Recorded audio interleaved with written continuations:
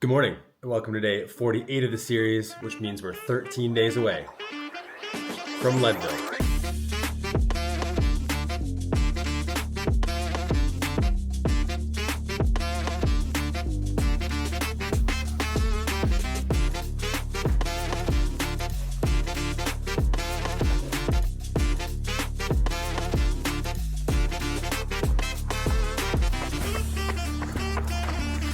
2 miles complete, just under 17 minutes. Got a bit of a late start this morning. Didn't sleep super well. I got like 5.5 hours of sleep. Just kind of tossed and turned. I think a combination of a long day and way too much caffeine just kind of inhibited my ability to stay in a restful state. So taking it slow this morning. I said late start, so I probably won't get 10 miles in, but I might get 8. And then off the airport to pick up my brother. Mile 4 complete, a little over 30 minutes. Taking my first gel, and probably my only gel this run. I just turned around at the 4 mile mark, so I'll get 8 miles in, shower, and off the airport. 6 miles complete. Last 2 miles were both kind of 7:30 range, 48 minutes, 33 seconds. I would classify my body today as like just a bunch of general fatigue.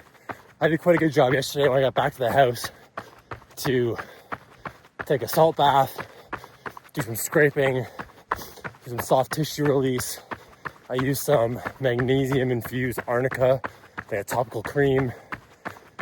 And honestly, woke up feeling okay muscularly, but my whole body just like, I don't know, it's like a fog, like a glaze, where it doesn't feel like quite myself. So I'm excited for tomorrow, a little down day, and then some rest days coming up, because I haven't had a rest day in, oh gosh, 18 days now from running.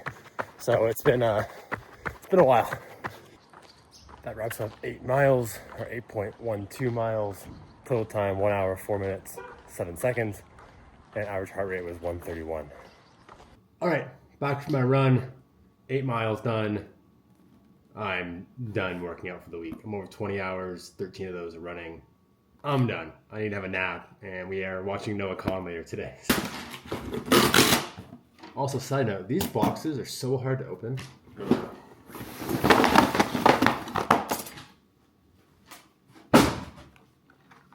So that's neutral flavored cis beta gels. I got 1, 2, 3, 5.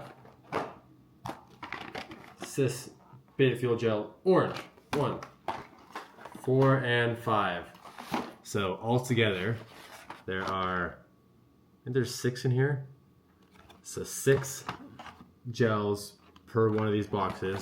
We got 60 gels here, and this is going to be my fuel for the Leadville 100 race, my primary fuel. I have other sources of fuel through liquid carbs and a couple of probably like solider foods like goldfish and chips, but this will be my primary source of in-race nutrition. I don't know if I'll eat all of them. If I eat all of them,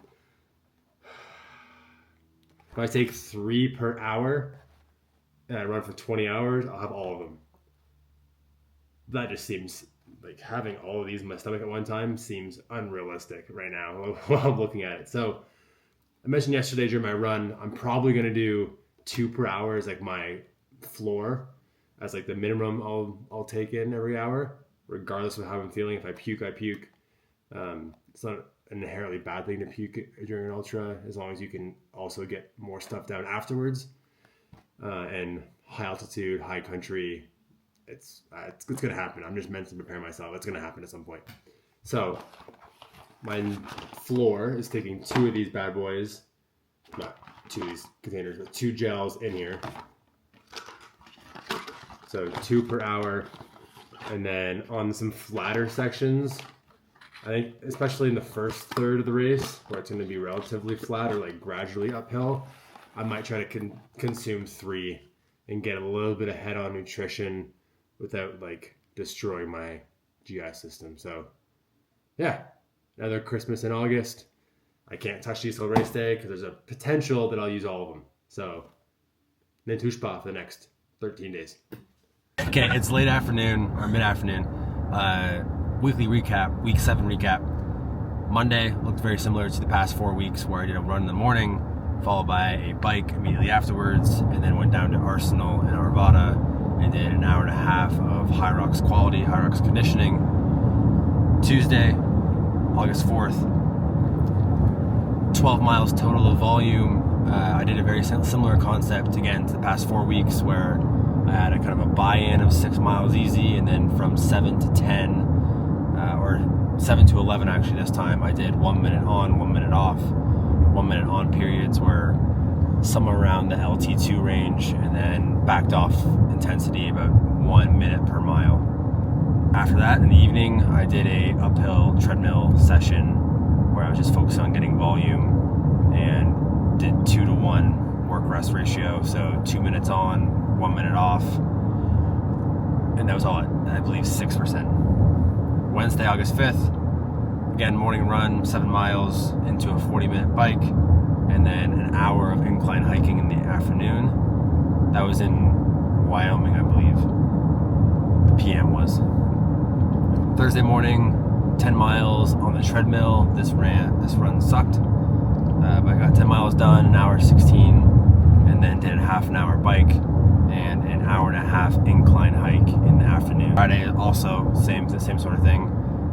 8.25 miles into a 45-minute bike in the morning, and then a 31-minute strength session in the afternoon.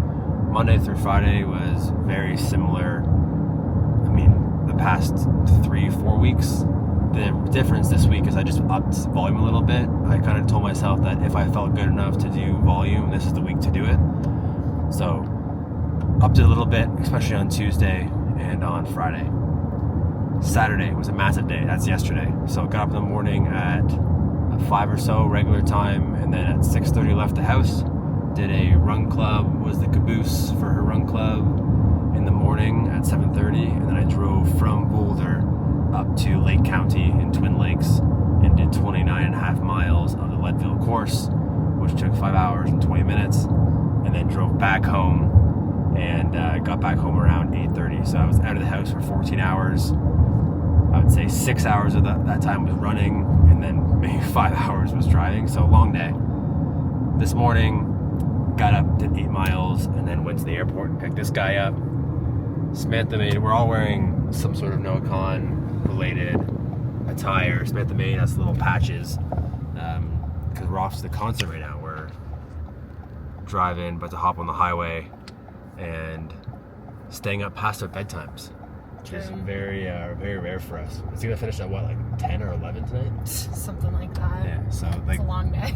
long day. I did 18 miles this morning. Yeah, you did 18 miles at 8:30 pace, which is one of her better runs up here. So everyone go give Samantha kudos. Yeah, go to my Strava, give me kudos, please. But yeah, weekly summary. This was my highest volume of running ever over a 7-day period. I think it was 96.3 miles. The body definitely feels good enough where I could have probably pushed to get over 100 miles for the week, but I'll save that for race week in 2 weeks from now. So it's a bit of a quick one, a bit of a rush one, because I have to edit this video before we go to the concert, because I don't want to do it at like 11:30 p.m. That sounds miserable. So week 7 done. We got 13 days to Leadville, and 13 more days. What do we say, Will? See you tomorrow. See you tomorrow.